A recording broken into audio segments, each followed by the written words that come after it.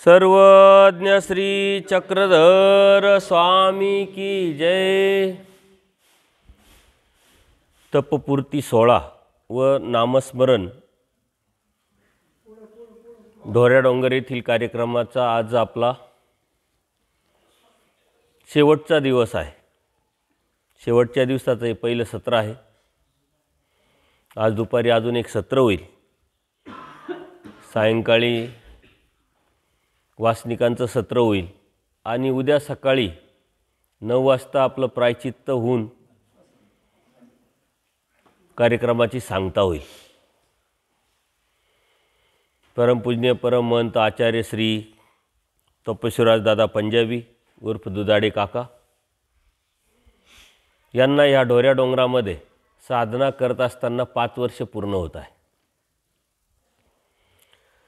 समाजाला प्रेरणा मिळावी, धर्माची खरी ओळख लोकांना समजावी या उद्देशाने सर्वज्ञ सेवा वासनिक मंडळ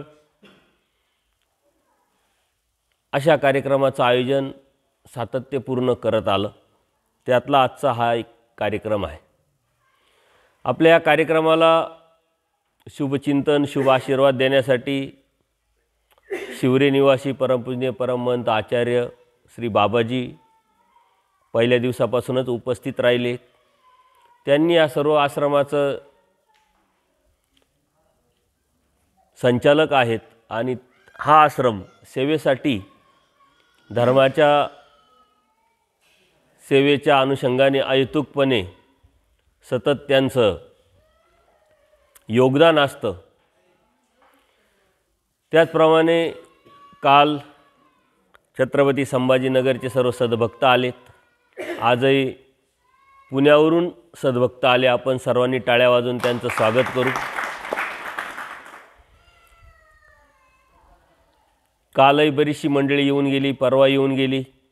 वेळेचा अभाव, कामाचा लोड, इच्छा असतानाही लोकांना येता येत नाही, परंतु ढोऱ्या डोंगराचं आकर्षण आणि कार्यक्रमाला शुभ चिंतन एक शुभेच्छा देण्याच्या उद्देशाने बरीच मंडळी गोळेगाव शिरवाडेवणी येऊन गेलीत, आजही येतील, उद्या गर्दी राहील।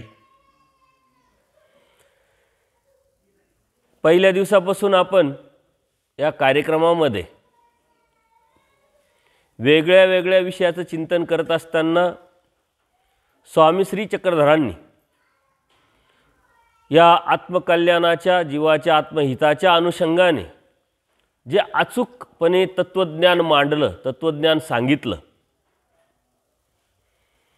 पूजनीय माईम भटांना निमित्त करून त्यांना पुढे ठेवून सकळही जीवजातीला स्वतःच्या हिताच्या अनुषंगाने धर्माची अचूकता कळावी, त्यातून स्वतःचं हित करून घ्यावं या अनुषंगाने पूर्वी प्रकरण सांगितलं। आणि हे पूर्वी प्रकरण किती विस्तृतपणे आपल्या पूर्वजांनी आपल्यापर्यंत आणलेलं आहे त्याचा इतिहास खूप मोठा आहे। पूर्वी प्रकरण आपल्यासारख्याला समजणं अवघड आहे, माझ्यासारख्याला सांगणं त्याच्यापेक्षा अवघड आहे, परंतु परमेश्वर कृपेने साधू संतांच्या शुभचिंतनाने तुमच्या सर्वांच्या प्रेरणेने याचं आपण चिंतन करत आहोत। पूर्वी प्रकरण ज्याला कळालं त्याला सर्व धर्म कळाला, कारण पूर्वी प्रकरण ही धर्माची थीम आहे, रेसिपी आहे, पाया आहे। या पूर्वी प्रकरणात सर्व तत्वज्ञान सामावलेलं आहे, म्हणून पूर्वी प्रकरणाचं आपण मोकळं विवेचन चिंतन करण्याचा प्रयत्न केला, समजून घेण्याचा प्रयत्न केला। आणि त्यानंतर या पूर्वी प्रकरणाच्या नंतर पूजनीय केशवदासांनी सूत्रपाठाची जी बांधणी केली त्या बांधणीच्या अनुषंगाने ते दास्यमोचक, तर कोणाचं दास्यमोचक? परमेश्वराचं। मग ते परमेश्वर कोण या अनुषंगाने पुढे पंचकृष्ण आले, पंचनाम आले आणि नामाला किती अनन्यसाधारण असं महत्त्व आपल्या धर्मामध्ये आहे। तसं बघितलं तर प्रत्येक संप्रदायामध्ये प्रत्येक धर्मामध्ये नामस्मरणाला खूप मोठं महत्त्व आहे।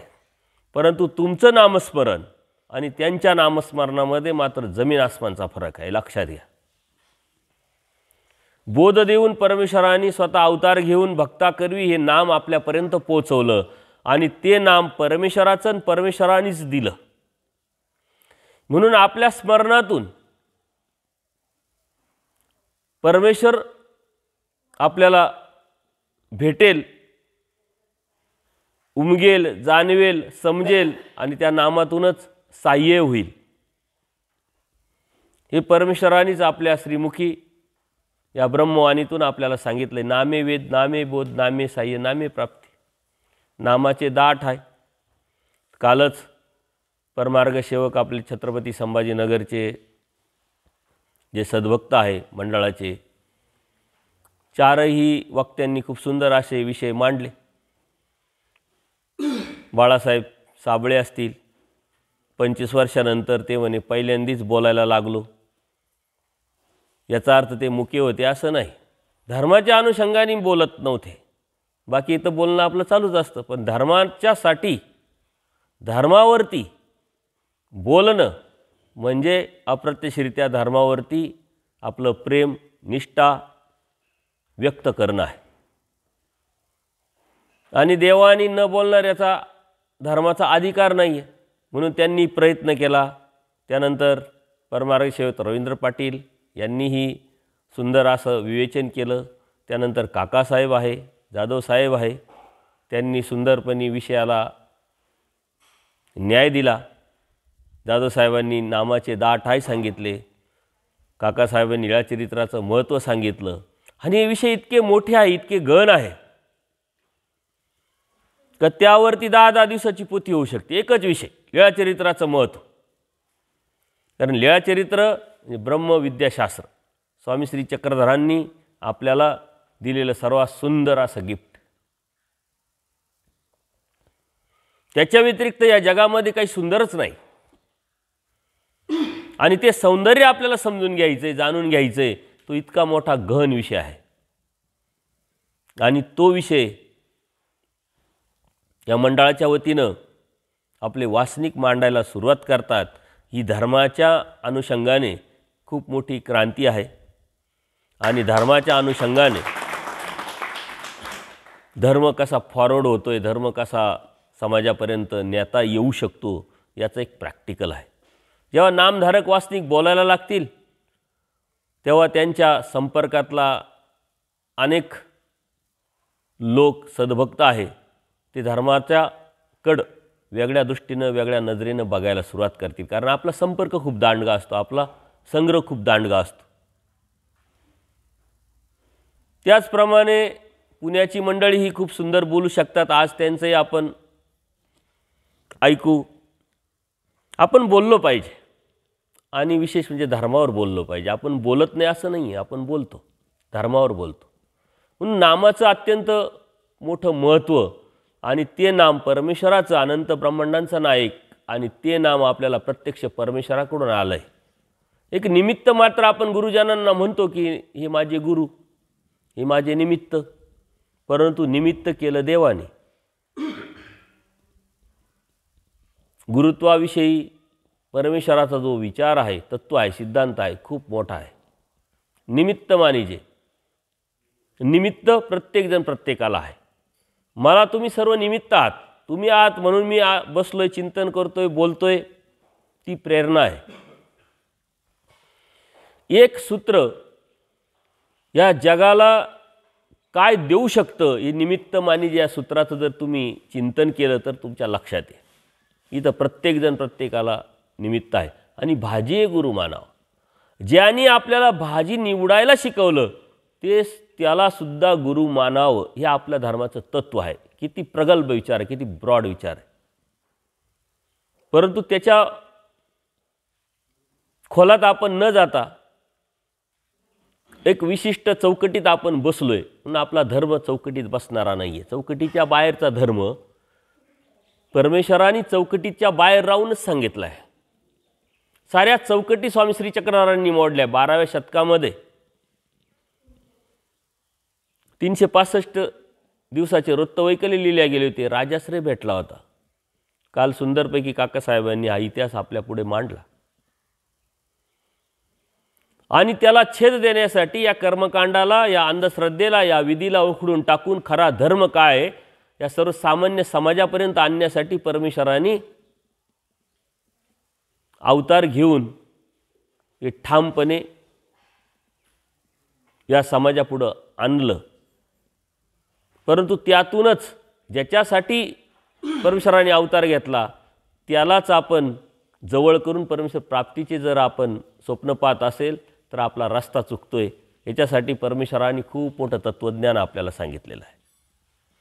नामाच्या नंतर वास्तविक परमेश्वराची ओळख म्हणून महावाक्य निर्वचन यायला पाहिजे होतं। नामाच्या नंतर उद्धरण यायला पाहिजे होतं, कारण हे नाम घेतलं तर तुमचा उद्धार होईल। हे नाम कोणाचं आहे तर ते परमेश्वर। तो परमेश्वर कसा? परंतु केशवदासांनी अत्यंत दूरदृष्टिकोन ठेवून तत्त्वज्ञानाला एक वेगळ्या उंचीवर नेलेलं आहे। त्यानंतर अन्यावृत्ती येते,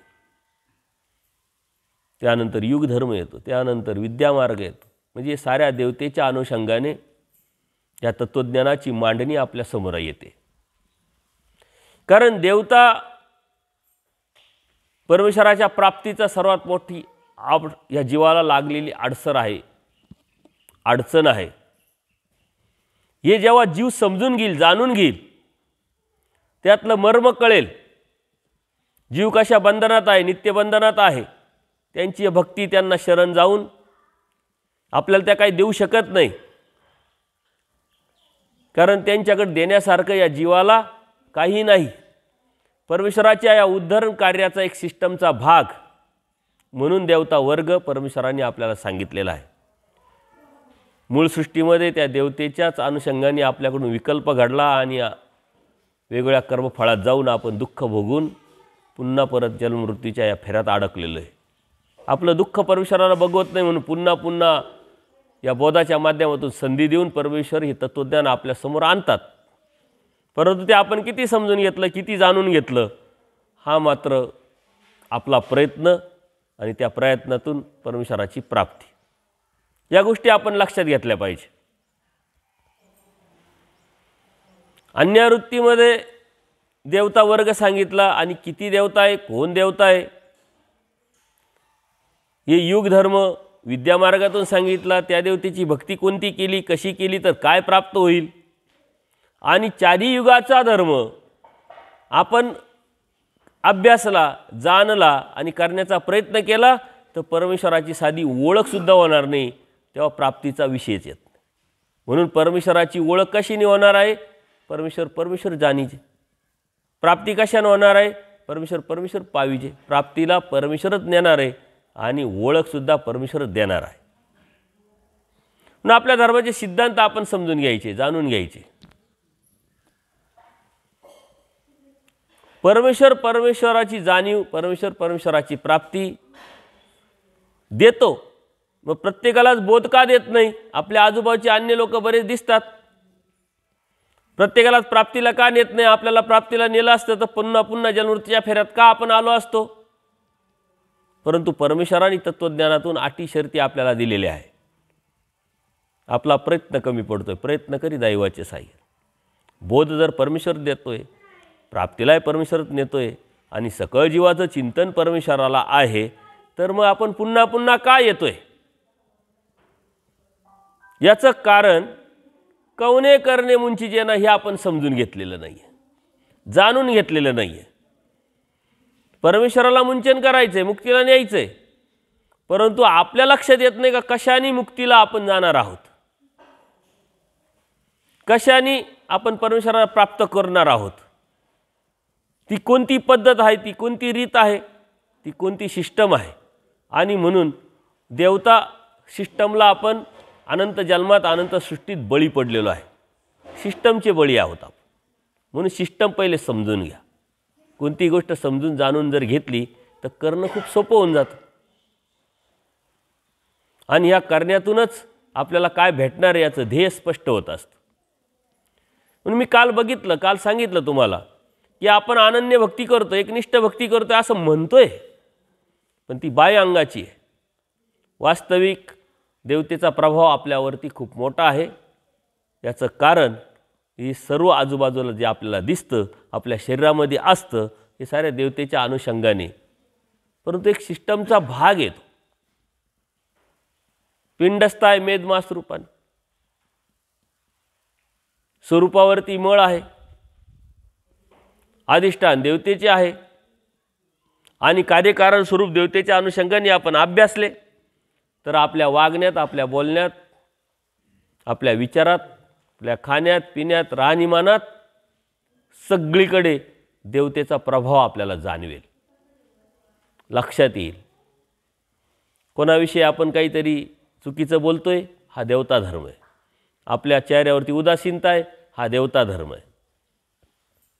नकारात्मक विचारधारा, दोषदर्शीपणा, आपली उदासीनता, या साऱ्या ज्या गोष्टी आपल्या मनामध्ये दुसऱ्याविषयी असलेलं वैरत्वभाव, द्वेषभाव, हे सारे देवतेचे कार्यकारण स्वरूप लक्षणात आपण अभ्यास केल्यानंतर आपल्या लक्षात येईल. परंतु आपल्यामध्ये येण्याचं कारणही तेच आहे. परमेश्वराची भक्ती करत असताना परमेश्वराचा प्रभाव आपल्या विचारावरती, आपल्या बुद्धीवरती, आपल्या मनावरती, आपल्या चित्तावरती असल्यानंतर आपण परमेश्वराची भक्ती करताना असताना त्या अनुषंगाने आपलं वागणं, राहणं, बोलणं, उठणं असलं पाहिजे. म्हणून मी बऱ्याच ठिकाणी बोलत असतो, मानवांनी पहिले मानवांचा सेन्स शिकला पाहिजे. सेन्स. भौतिक जगामध्ये जर आपण एखाद्याला म्हटलं काही सेन्स आहे का तुला, नॉन सेन्स, त्याला लागेल राग येतो. सेन्स म्हणजे रीत, सेन्स म्हणजे उठण्याची, बसण्याची, खाण्याची, बोलण्याची रीत, पद्धत, सिस्टम, लाईफस्टाईल. सेन्स हा शब्द काही चुकीचा नाही आहे, काही शिवी नाही आहे. तो आचाराशी निगडीत आहे. म्हणून धर्माचा आचार काय, तत्व काय, सिद्धांत काय, आणि त्या पद्धतीनं मग आपलं वागणं, बोलणं, राहणं, असणं, उठणं, बसणं जर असेल तर आपण परमेश्वराचे भक्त. कारण परमेश्वराच्या या साऱ्या तत्त्वज्ञानाचा आपल्यावरती प्रभाव आहे आणि त्या प्रभावाखाली आपण जगणं म्हणजे परमेश्वराची एकनिष्ठ भक्ती करणं. कोणाकडे तरी आपण चुकीच्या नजरेने बघतोय, संशयात्मक नजरेने बघतोय, ही परमेश्वराची दृष्टी नाही. परमेश्वर सम, जीव विषम. ही विषमता देवतेच्या अनुषंगाने आपल्या विचारामध्ये आलेली आहे. म्हणून जेव्हाही आपल्याला बघण्याची, बोलण्याची, खाण्याची, उठण्याची, बसण्याची वेळ येईल त्यावेळेस परमेश्वराच्या तत्त्वज्ञानामध्ये याविषयी काय सांगितलेलं आहे याचा विचार करून जेव्हा तुम्ही करायला सुरुवात कराल तेव्हा तुम्ही खऱ्या अर्थाने परमेश्वराचे व्हाल. आपण विचार करत नाही, चिंतन करत नाही. याचं कारण आपण अभ्यास करत नाही. अभ्यासात जरी गेलो तर संशोधन करत नाही. सकाळीच एक सूत्र आलं होतं बघा, परमेश्वराच्या ठिकाणी एक धर्म आहे तो प्रसन्नता. परमेश्वर प्रसन्न आहे. देवता प्रसन्न आहे का? देवता तर उदास आहे. मग जर आपल्या चेहऱ्यावरती उदासीनता दिसते याचा अर्थ परमेश्वराचा प्रभाव नसताना देवतेचा प्रभाव आहे. आपण प्रसन्न का राहत नाही? आणि अनंत ब्रह्मांडांचा नायक परब्रह्म परमेश्वर, शक्तियुक्त परमेश्वर, त्याची आपली ओळख, त्याचं नाम आपल्याकडं, त्याचा ॲड्रेस आपल्याकडं, भक्त त्याचे, का या चेहऱ्यावरती उदासीनता? याचं कारण काय? अभिलाषा, स्वार्थ, वंचकत्व, चुकीचे कर्म, आणि येतं सारे देवतेच्या अनुषंगाने. वंचकत्व देवतेमध्ये आहे. जीवाविषयी नकारात्मक विचार करण्याची पद्धत ही देवतेची आहे. ती जे भोग आहे, जे दुःख आहे, ती पूर्ण तीव्रतेने जीवाला भोगवत असते आणि सुख मात्र गायी पाना चोरते त्या पद्धतीनं कमी करत असते. तिला या जीवाचं काही हित पडलेलं नाही. ती आपल्या दुःखाचा विचार करत नाही की आपण नरकात गेलो काय, सुखात गेलो काय, आणखीन कुठं गेलो, काय मतलब नाही. जो जीव स्वतःचं हित पाहत नाही, स्वतःचं हित त्याला कळत नाही आणि तो म्हणत असेल काय फरक पडतो, खा प्या मजा करा, उद्याचं कोणी पाहिलंय, तो परमेश्वराचा असू शकतो का? कारण ती देवतेची विचारधारा आहे, देवतेची भावना आहे, देवतेच्या मनातला विषय आहे, देवतेच्या स्वरूपातला विषय, लक्षणातला, वैशिष्ट्यातला विषय आहे. ज्याला हित कळतं त्या हिताच्या अनुषंगाने मुक्तीची चाड घेऊन जो रस्त्यावरती चालतो आणि प्रत्येक गोष्ट विचार करून करण्याचा प्रयत्न करतो, तो दैवराटीचा असतो, तो महानुभाव असतो, हे लक्षात घ्या. म्हणून देवता वर्गावरती कितीही विवेचन केलं तर कमी आहे. आणि छत्रपती संभाजीनगरला आता 10 दिवसाचा कार्यक्रम जो घेतला होता श्रीकृष्ण मंदिर ट्रस्ट व सर्वदेश वास्तविक मंडळाच्या वतीनं, तिथं देवता वर्गच आपण विवेचनासाठी घेतला होता, चिंतनासाठी घेतला होता. ते जर सत्संग तुम्ही ऐकले तर बऱ्यापैकी त्याच्यावरती प्रकाश पडेल का देवता हा सिस्टमचा कसा भाग आहे, त्या सिस्टमला आपण कसे बळी पडलेलो आहोत. क्षणोक्षणी पावलोपावली ती देवता आपल्याबरोबर कार्यरत आहे हे आपल्याला जाणवेल. आपल्या अंतःकरणात कोणाविषयी काय विचार येतो त्याच्यावरून ठरतं का तुम्ही देवतेचे आहात का परमेश्वराच्या. दुसऱ्याविषयी काय भावना निर्माण होते, काय विचार करतात तुम्ही, त्याच्यावरून तुम्ही ठरतं. म्हणून आपण आपल्याला शोधायचं आहे. आपणच आहोत आपल्या मुक्तीचे शिल्पकार, परमेश्वराच्या प्राप्तीचे शिल्पकार. परमेश्वर बोध देतात, प्राप्तीला नेतात, पण मधला कड देवतेपासून निघून परमेश्वराच्या भक्तीला जाण्याचा जो आहे तो मात्र जीवाची स्वतंत्रता आहे. ही स्वतंत्रतेचा विषय जर आपण समजून घेतला तर आता आपल्याला कोणाचं चेष्टकत्व नाही आहे, कोणत्या देवतेचं चेष्टकत्व नाही आहे, कोणत्या देवतेच्या अंशाचं चेष्टकत्व नाही आहे. आणि तरी आपण असं का वागतो, संस्कार पाठीमागचे कितीतरी जीव आहे. बघा आपण पेपर वाचतो, आपण म्हणतो काय जनावरसुद्धा असे वागणार नाही, असे क्राईम आपल्या समोर येतो. याचं कारण काय, जर जनावर असे वागणार नाही तरी मनुष्य जन्मात येऊन तो असा वागतोय, याचं कारण काय, तर मागचे संस्कार. परंतु तो संस्कार आपल्याला संस्कार देत असतो, परमेश्वर प्राप्तीपर्यंत एक चाल करून देत असतो. त्यातूनच परमेश्वर प्राप्त होईल हा जो समज आहे त्यातूनही आपण बाहेर पडलो पाहिजे. आज केलं तर उद्या करायची इच्छा होईल, उद्या केलं तर परवा करण्याची इच्छा होईल, परंतु करतच राहणार. अनंत जन्मात अनंत सृष्टीत आपण तेच करत आलो, पण परमेश्वर नाही भेटला. मग परमेश्वर कशाने भेटेल, हे परमेश्वराने आपल्याला समजण्यासाठी, लक्षात येण्यासाठी, त्याची किंमत कळण्यासाठी पूजनीय केशववासांनी सुद्धा हे 3 प्रकरणं मध्ये आणले. याचा अभ्यास तुम्ही केला आणि समजला, कळाला, त्यातून बाहेर पडले, तेव्हा तुम्ही खरे दैवराटीचे झाले, तेव्हा खरे तुम्ही एकनिष्ठ भक्त झाले. आपण यातच गुडफटतोय. रस्त्याने चाललो, एखादं देवतेचं मंदिर दिसलं तरी आपल्या मनात धस्स होतं, नपळतं म्हणून आपण आपल्या डोक्यामध्ये भीती निर्माण झालेली आहे. आणि नवरात्रात तर ती जास्त दिसते.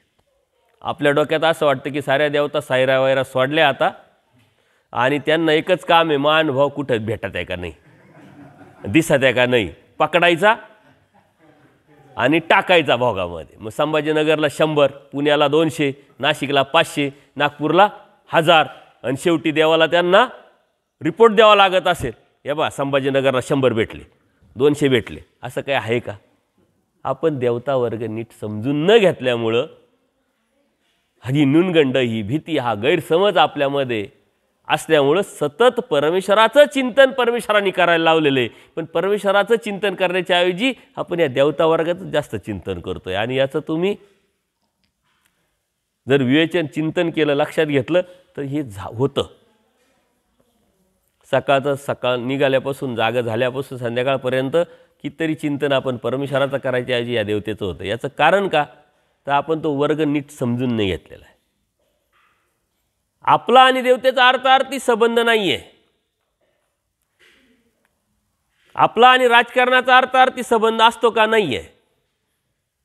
परंतु राजकारणाचा संबंध जरी नसला तर लोकप्रतिनिधीच्या माध्यमातून एक प्रशासन चालवण्याचा एक सिस्टमचा भाग आहे. ते प्रशासन आपल्या आजूबाजूला कार्यरत आहे, स्वच्छता करत असतं, पाणी पाठवत असतं, लाईट लावत असतं, बंद करीत असतं, रस्ते करीत असतं. आपल्याला ज्या सुखसोयी द्या आहे त्या मिळायला पाहिजे त्या देत असतात.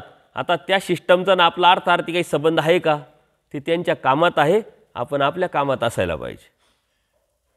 काही फरक पडत नाही. आपल्याला त्यांची ओळख पाहिजे का, संबंध पाहिजे का.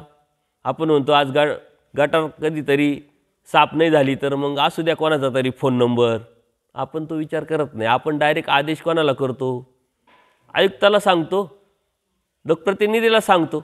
वरच्या लेवलच्या माणसाला सांगतो. या सिस्टमचा विचार करतो का आपण? नाही. तसं यांचा अर्थार्थी आपला संबंध नाही आहे. पण विनाकारण गैरसमज अज्ञानापुढे आपल्या मनामध्ये, आपल्या हृदयामध्ये, आपल्या विचारामध्ये, आपल्या बुद्धीमध्ये त्याचं एवढं चिंतन आपण केलेलं, त्यातून आपण तुटतच नाही. आणि म्हणून या तिन्ही प्रकरणाचं व्यवस्थितपणे जर आपण समजून घेतलं तर खूप अवघड नाही आहे. आणि आज आपल्याला कळाल्यानंतर उठताना, बसताना, खाताना, चालताना, विचार करताना, काही विशिष्ट गोष्ट बघताना आपण काय बघतोय, काय बघायचंय आणि बघायचंय का नाहीये, या प्रश्नांचे उत्तर जर तुम्ही बघितले तर मग तुमच्यावरती अधिष्ठान कोणाचे लक्षात येईल आणि तुम्ही कोणाचे बघतोय हे तुम्हालाच लक्षात येईल. याला काही असं तापमापी नाही आहे. काय म्हणता इंग्लिशमध्ये त्याला? ताप चेक करायचं काय म्हणता? थर्मामीटर. त्याला तापमापी मराठीत म्हणतात. हे थर्मामीटर नाही आहे की तुम्ही देवतेचे बघते का परमेश्वराचे बघते. थर्मामीटर आपल्याकडे नाही. आपल्या थर्मामीटर आपल्याकडे असायला पाहिजे आणि टेस्टरही आपल्याकडे असलं पाहिजे. ते आपणच आपल्याला लावायचं. आपण काय करतो? आपण आपल्याला नाही लावत, दुसऱ्याला लावी दिंडतो. याचा ताप किती आणि त्याचा ताप किती. हे शास्त्र, ही जाणीव, हे ज्ञान परमेश्वराने आपल्यासाठी दिलेलं आहे. ते आपल्यासाठी जर आपण समजून घेतलं, जाणून घेतलं आणि वापरलं तर धर्म इतकं सोपं काहीच नाही. धर्म इतका स्ट्रेट फॉरवर्ड रस्ता नाही आहे. मी सांगत असतो काही बोधकथा. त्यातली एक बोधकथा आहे. एक शिष्य असतो आणि विशेष म्हणजे आवडता शिष्य असतो. साधू संत त्याला, त्याचे जे गुरु आहे, ज्ञान देत असतात, अभ्यास करून घेत असतात. आता कोणत्या विशिष्ट गोष्टीला एक मर्यादा असते. त्यांचा अभ्यासक्रम संपतो, शेवटची शेंडापचा वेळ येते म्हणजे समाप्ती. आणि मग प्रत्येक गुरुला आपले जे शिष्य काही ना काही देत असतात. काही गुरु पण आपल्या शिष्यांना देत असतात, समजावत असतात की बाबा आता तू बाहेर पडणार आहे, तू असं वाग, तसं वाग. आणि त्या पद्धतीनं ती वेळ येते. त्या गुरूंना सहजच वाटतं की हा माझा लाडका शिष्य आहे, खूप अभ्यास केलेला आहे, त्याला बुद्धी पण चांगली आहे, सात्विक आहे. आता शिष्यावरती लाड करण्याचा गुरुचा एकच विषय असतो का कुठंतरी माझं नाव काढील, माझी ओळख समाजाला देईल, धर्मावरती हा टिकला, राहिला आणि याला देव भेटला तर याच्या निमित्ताने मलाही भेटेल, आहे की नाही. कारण निमित्त त्याच्यासाठीच हे सारा खटाटोप चालू असतो. परंतु स्वतः तुम्हाला देव मिळवायचा आहे, तुम्ही त्या साधनेवर, तुम्ही त्या रस्त्यावर आहे, तुम्हाला कोणाला आधाराची गरज आहे का. पण ज्याला शंका आहे की बाबा मला भेटेल का नाही, मग आपण काय करतो? विषय व्यवस्था करतो. मग ते विषय व्यवस्था करण्याचा हा एक भाग आहे. मग शिष्यावरती जोर द्यायचा, तो शिकला पाहिजे, त्यांनी आचार केला पाहिजे, त्यांनी देह छापला पाहिजे, त्यांनी आचार केला पाहिजे, त्यांनी परमेश्वर मिळवला पाहिजे, जेणेकरून त्याच्या माध्यमातून मलाही मिळेल. वास्तविक तो शिष्य गुरुच्या माध्यमातून देव मिळू राहिला आहे, पण गुरु शिष्याच्या माध्यमातून मिळू राहिला आहे. हे आज आपल्याकडे दिसतं. साऱ्या आश्रमांमध्ये लहान लहान मुलं असतात, ते घ्यायचे, त्यांना मोठं करायचं, त्यांना धर्माला लावायचं, शिष्य बनवायचं. निमित्ताचं त्याच्यासाठी तर स्पर्धा आहे भरपूर. का माझ्या निमित्तानेच कशी यांनी दीक्षा घेतली पाहिजे, माझं नाव कसं चालवलं पाहिजे, कोणीतरी कुठंतरी चिटकलं ना आपल्यालाही चिटकल, हा त्याच्या पाठीमागचा भाव असतो. बाकी काही असो, परंपरा आहे, धर्माला लावण्याची एक पद्धत आहे आपल्या धर्मामध्ये आलेली. पण त्याच्या पाठीमागचं विचार कसा असावा, हा या स्वामी श्री चक्रधरांचा परिवार आहे. हा माझा परिवार आहे, माझ्यातला परिवार आहे. मला कोणीतरी योगदान दिलेलं आहे, मला कोणीतरी निमित्त झालेलं आहे, मला कोणीतरी घडवलं मडवलं आहे. मग आपली ही ड्युटी आहे, एक कर्तव्य आहे. हा उद्देश असेल तर देव पण ते स्वीकारतील आणि आपल्याला पण भेटेल. उद्देश काय, ध्येय काय, याच्यावरती अवलंबून आहे. आणि ते न समजल्यामुळं ही सारी गडबड आहे.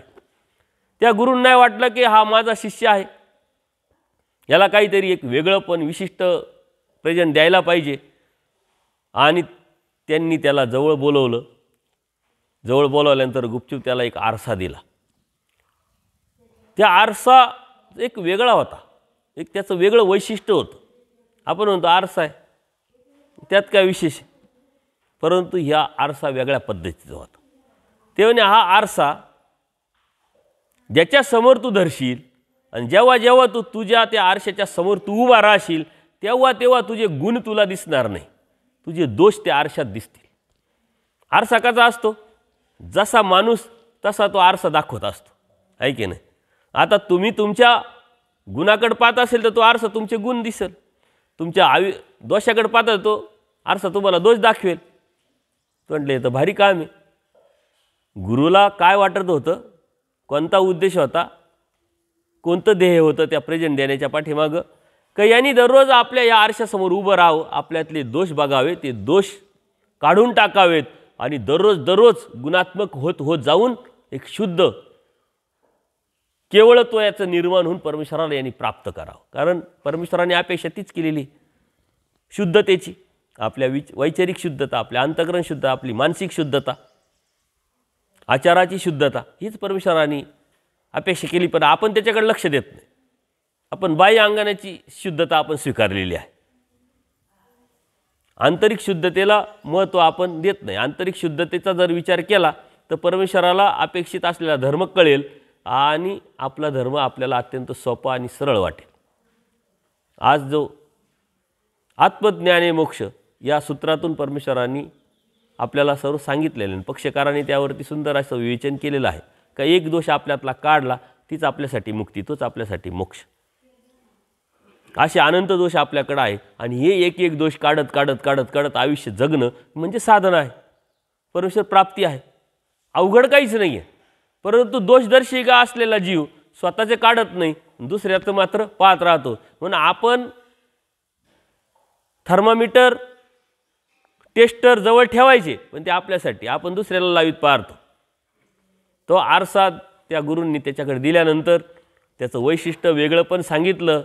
आता जीव चिकित्सक असतो, उत्सुकता असते, एखादी वस्तू का आपल्या हातात पडली का ती कशी कार्य करते, तिच्यामध्ये काय आहे काय नाही, आपल्याला आपापच ती उत्सुकता होते. त्यांनी काय करावं, पहिला प्रयोग गुरुवरच केला. आरसा धरला गुरुच्या समोर. आता गुरु असो, साधू असो, नाही तर आणखीन कोणी असो, ह्या कपड्यात असो नाही तर तुमच्या कपड्यात असो, जीव जीव आहे आणि जीवामध्ये दोष आहे म्हणल्यानंतर दोष दिसणारच आहे. तो म्हटले काय खरं आहे यांचं.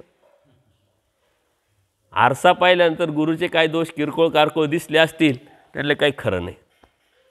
गेला कशावरून, गुरुपासून, धर्मापासून, मार्गदर्शनापासून मुकला. गुरुचा उद्देश काय होता आणि त्यांनी कसा वापर केला. तसं धर्म परमेश्वराचा सांगण्याचा उद्देश काय आहे, या जीवाचं आत्महित या जीवानी करून घ्यावं. जीव जीवाचं हित करतो का, नाही करू शकत. या जीवानी स्वतःचं आत्मकल्याण करून घ्यावं, स्वतःचं हित ओळखावं. त्यासाठी परमेश्वराने सृष्टी निर्माण करून स्वतः अवतार घेऊन हे तत्त्वज्ञान मांडलं. नुसतं मांडलंच नाही, स्वतः करून दाखवलं. चालता बोलता देव तो दुर्लभ देव आपल्याला कळाला, समजला. इतकं भाग्य आपण आहे जोडलेलं, परंतु ते मर्म, ती अचूकता जर आपल्याकडे नसेल तर मात्र आपल्याला या साऱ्या भेटण्याला काही अर्थ नाही. आपल्याला देवाने ब्रह्मविद्याशास्त्र हा आरसा दिलेला आहे. या आरच्या समोर आपण आपल्याला उभं राहायचं, आपल्याला बघायचं, आपल्यातलं जे कमी आहे, जी कमतरता आहे ती भरून काढायची आणि परमेश्वरापर्यंत आपला प्रवास सातत्यपूर्ण ठेवून परमेश्वरातलं ना आपल्यातलं अंतर कमी करत राहणं म्हणजे साधना, म्हणजे परमेश्वर प्राप्तीच्या अनुषंगाने त्या दैवराटीच्या रस्त्याने चालत राहणं. खूप अवघड विषय नाही आहे. परंतु आपण गेलो दुसरीकडं, याच्याकडे दुर्लक्ष केलं आणि केलं काय मग, कर्मकांड, विधी, अंधश्रद्धा, का ज्याच्यासाठी देवाने अवतार घेतला उखडून टाकायचं आणि त्यातून आता देव मिळवायचा आपला प्रयत्न आणि आपली विचारधारा जर असेल तर देव मिळेल का आपल्याला, देवाची प्रसन्नता मिळेल का, खंती मिळेल. अरे बाळा, मी त्याच्यासाठीच अवतार घेतला, वाडीवाडी फिरलो आणि हेच काढत फिरलो आणि आता तू त्यातून मला मिळवायचा प्रयत्न करतोय. बोध देण्याचा काय उपयोग झाला. म्हणून काय नेमकं धर्म, काय अचूकता, परमेश्वराला काय अपेक्षित आहे, आणि हे तत्त्वज्ञानात परमेश्वर मांडत असतात. म्हणून कवने करणे मुंचीचे नाही सतत आपल्या डोक्यात असलं पाहिजे. विडा घेऊन चाललो का देवाला सांगितलं पाहिजे का कवने करणे मुंचीचे ना, काय करतोय कवने करणे मुंचीचे ना. ही कवने करणे मुंचीचे ना अत्यंत ब्रॉड, खूप प्रगल्भ विचारधारा आहे. आपण तर फक्त तेवढंच बघितलं एक चौकटीत, देवतेचं बहिर्याग आणि आंतर्याग, परंतु बाकीचं कोण पाहणार. आपलं ते आपल्यालाच काढावं लागेल, आपलं ते आपल्यालाच बघावं लागेल. माझा एक अविचार लगेच आपल्या डोक्यात आलं पाहिजे का कवने करणे मुंचीचे ना. मुक्तीच्या रस्त्यावर चाललो आणि अविचार घेऊन चाललो, द्वेष घेऊन चाललो, वैरत्व घेऊन चाललो, उदासीनता घेऊन चाललो, वंचकत्व घेऊन चाललो, स्वाभिमान घेऊन चाललो, गर्व घेऊन चाललो. पूजनीय माईम भटांचा पहिला तर गर्व काढला. गर्व हरण केल्याशिवाय पूजनीय माईम भट गेले का पुढं. ज्या जे अडसर आहे परमेश्वरात प्राप्तीचे ते काढणं म्हणजे परमेश्वराच्या दैवराटीत येणं. अजून आपला प्रवेश झाला आहे का नाही परमेश्वराच्या भक्तीत, याचं आपणच आपल्याला टेस्टर आणि आपणच आपल्याला थर्मामीटर लावून आपण दररोज बघितलं पाहिजे, दररोज बघितलं पाहिजे. असा एक आरसा आपल्या समोर आपण निर्माण केला पाहिजे का त्यातले दोष आपल्याला दिसले पाहिजे. पूर्व कर्मराटीमध्ये संतांनी तर सांगून टाकलेलं आहे, निंदकाचे घर असावे शेजारी. म्हणजे शेजारचा आरशामध्ये आपण जर बघितलं तर आपल्याला आपाप कळतं, पण त्याचा सर्वात जास्त राग आपल्याला असतो. शेजारी पाजारी आपल्याला बघायचं. आपण गुपचूप एखादी CIDची एखादी टीम तयार केली ना की बा माझ्यामध्ये काय काय कमतरता आहे या साऱ्या गावात जाऊन पाहून ये आणि मला सांग, आणि ती कमतरता भरून काढली का देव भेटला. किती सोपं आहे, अवघड आहे का. पण आपण आपली स्तुती ऐकण्यासाठी इच्छुक असतो, कमतरता नाही. कोणीतरी जर तू आपल्याला नाव ठेवलं, कोणीतरी काही बोललं टोकलं तर लगेच आपल्याला राग येतो. मी का असा आहे का, आणि असा आहे म्हणून तर बोललाय. ही सर्वात मोठी तर त्यांनी आपल्याला संधी दिलेली. जो आपल्याला टोकतो बोलतो तो आपला शुभचिंतक असतो. हाही धर्माचं तत्व आहे. आपण शुभचिंतक कोण हेच आपल्या लक्षात येतं, आणि त्यामुळं सारी गडबड झालेली आहे. आणि ह्या देवता ह्या जीवाच्या प्रत्येक ठिकाणी कार्यरत असतात. हे तर आपण तीनच बघितलं, पिंडस्थ आहे, मळ आहे, अधिष्ठान आहे. पण प्रत्येक देवतेची कोणती देवता आहे, देहाभिमानिनी असते. आता प्रत्येक जीवाची देहाभिमानिनी देवता, तिचं परत कार्य ती काय गपची बसणार आहे काय. तिला ड्युटी दिलेली ती ड्युटी करणारच आहे. पण आपली देहाभिमानिनी कोण आहे. परमेश्वर काय म्हणतात, मी निराभिमान पण आपल्या लागेच अभिमान. जर आपण परमेश्वराचा झालो तर आपली देहाभिमानिनी कोण आली, परमेश्वर आला. आणि परमेश्वराने जर आपला अभिमान घेतला तर परमेश्वराच्या तत्वसिद्धांतानुसारच आपण चौकटीत राहून काम केलं पाहिजे, कार्य केलं पाहिजे, साधना केली पाहिजे. परंतु आपण परमेश्वराच्या दैवरीत राहून सुद्धा आपली देहाभिमानी देवताच असते आणि तिच्या पद्धतीनं आपण कार्य करत असतो. पहिले तर ते काढावं लागेल आपल्याला. म्हणून मोक्षाच्या सूत्रांमध्ये या गोष्टी लिंग पाते मोक्ष. काय लिंग म्हणजे देवतेचे मळ, ते काढणं, त्याचा अंमल, त्याचा प्रभाव हे काढणं म्हणजेच मोक्ष. परमेश्वराने मोक्षाच्या इतक्या सुंदर व्याख्या केलेल्या आहे का इतक्या व्याख्या कोणत्याच शास्त्रात तुम्हाला ऐकायला भेटणार नाही. आणि देवता वर्ग कोणत्या संप्रदायात नाही, कोणत्या तत्वात नाही, कोणत्या शास्त्रात तुम्हाला पाहायला भेटणार नाही. कारण देवता आणि परमेश्वर हे जे वर्गीकरण आहे हे फक्त आपल्या साहित्यात आहे, ते कुठंच आलेलं नाही, कुठंच येणार नाही. म्हणून हा वर्ग आपण समजून घेणं, हे तत्त्वज्ञान समजून घेणं, देवता निर्वेद समजून घेणं हे आपल्या धर्माच्या अभ्यासाचं पहिलं टार्गेट आणि पहिली सुरुवात झाली पाहिजे. जीवाने तर जीव समजून घ्यावा. उलट परमेश्वराने ह्या तत्त्वज्ञानाची मांडणी सुंदर केली. जीव, देवता, प्रपंच, परमेश्वर. जीवाने पहिले जीव समजून घ्यावा, जीव लक्षात घ्यावा, त्याने जीव जाणून घ्यावा. कारण मी कोण ही माझीच ओळख नाही. मला का माझी ओळख झाली का पुढच्या गोष्टी अत्यंत सोप्या होऊन जातात. आपण आपली ओळख विसरलेलो आहे आणि त्यामुळे अडचणी निर्माण झाल्या. आपल्याला आपली ओळख निर्माण झाली, आपल्याला आपलं अस्तित्व कळालं, आपली किंमत कळाली, आपली जाणीव झाली का देवता वर्ग समजून घेणं खूप सोपं होऊन जाईल. म्हणून देवानी सुद्धा जीव पहिले सांगितला, जीवाला सांगितलं. हे विशेष आहे. जीवाला जीव सांगण्याची काय गरज होती. जीवाला जीव माहिती असायला पाहिजे. परंतु अनादि अव्यतिरिक्त जीव मतीत रे, आपल्यातले दोष आणि आपल्यातले गुण आपल्या समोर येतच नाही, आपल्याकडे फक्त गुणच येतो, कारण आपण आपल्या प्रेमात आहे, आपण आपल्यातून बाहेरच पडत नाही. थर्ड पार्टी, थर्ड पर्सन वो थंबा डाव देखे. थर्ड पर्सन निकाल देऊ शकतो. अंपायर कशासाठी असतो? निकाल देण्यासाठी असतो. आता आपणच आपलं थर्ड पर्सन व्हायचं, आपण आपल्यातून बाहेर पडायचं आणि आपल्याकडे पाहायचं, आणि मग आपल्याला कळेल ते काय, आणि मग देवता समजेल, देवतेतून बाहेर पडू, मग प्रपंच कळेल, आपल्याला जाणवेल, लक्षात येईल. काल त्या ताई आल्या होत्या, परमेश्वराचं कार्य कसं चालतं याचा एक डेमो तुम्हाला प्रॅक्टिकली भेटला. काही घेणं देणं नाही, काही संबंध आहे, काही ओळख पाळख आहे, अर्थार्थी संबंध नाही. स्वामी श्रीचक्रांचा परिवार म्हणजे काय, फक्त मानभाव आहे काय? ते बी मुठभर मानभाव. जगाच्या लोकसंख्येच्या मानाने मानभावांची लोकसंख्या जर घेतली तर मायनसमध्ये सुद्धा मांडता येणार नाही आपल्याला. -10, -25, -50 असं जावं लागेल जगाच्या लोकसंख्येच्या बाबतीत. तुम्ही कोणत्या भ्रमात आहे? अनंत ब्रह्मांडांचा नायक, सकळ जीवा ते चिंतिती, आणि त्या देवाचं चिंतन फॉलो कसं चालतं. एक व्हिडिओ मागच्या आठवड्यात त्या ताईने ऐकला. कोणता ऐकला हे बी सांगता येईन.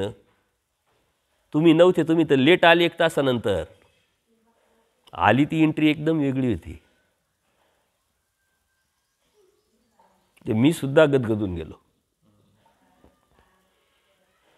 म्हणजे असं होतं की ही फिलिंग असं होतं अंतरातलं की ही आज ओळख नाही आहे, काहीतरी ऋणानुबंध संबंध, कितीतरी दिवसाचे, कितीतरी वर्षाचे, कितीतरी जन्माचे. अच्युत गोत्र आपण म्हणतोय, हे काय आहे? न संपणारं गोत्र, न संपणारं नाथ, एकदम वेगळ्या पद्धतीचं. जसं आपण खूप दिवसानंतर भेटतो आणि काय बोलावं हे कळतच नाही, शब्दच फुटत नाही, अशी ती एंट्री होती. मलाच लक्षात आलं. 15-20 मिनटं जाऊ दिले, नंतर मग बोलतं केलं, मग हळूहळू त्या गोष्टीवर आणलं, स्टेबल केलं. त्या व्यक्तीलाही समजावलं काही काय असतं नेमकं. कारण हे जे वागणं आहे, तिच्या मिस्टरला असं वाटलं की काही मानसिक आजार झाला काय. ते डॉक्टरकडे नेण्याचा प्रयत्न झाला, तर डॉक्टर इकडं चाल तिकडं चाल. म्हणलं हा मानसिक आजार नाही,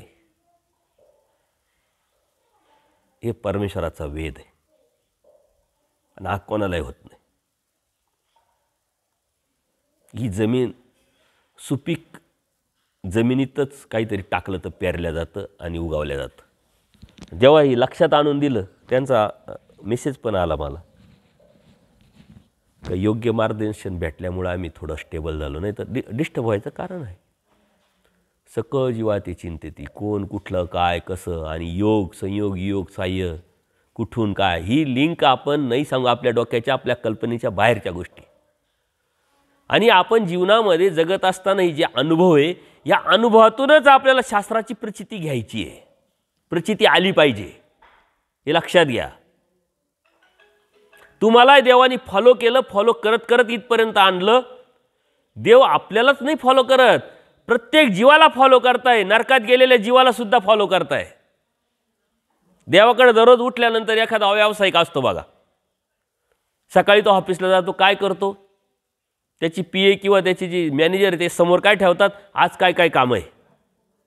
मंत्री असो, खासदार असो, आमदार असो, आज काय काय काम आहे, कुठं कुठं भेटी द्यायचे, कुठं कुठं जायचे, काय काय करायचं, किती वेळ जायचं, जेवण कुठं, नाश्ता कुठं, संध्याकाळचा वेळ कुठं, सर्व शेड्यूल असतं की नाही. एखादा नोकरदार असतो, तिथं कंपनीत गेल्यानंतर त्या कंपनीनं त्याचं मॅनेजर असं, सुपरवायझर, त्याला सांगितलेलं असतं का तुझं काम स्टार्ट इथून अशा पद्धतीनं एंड. तसं देवही, आणि ते सामर्थ्याचं कार्य आहे. आपल्याला एक काम, आपलं घर, 4 लोक, आता तर 4ही नाही राहिले घरामध्ये, नवरा बायको, त्याच्यात बी 8 दिवस जमत आहे आणि 4 दिवस बिघडत आहे. एकच पोरगा, ते नीट सांभाळता येत नाही.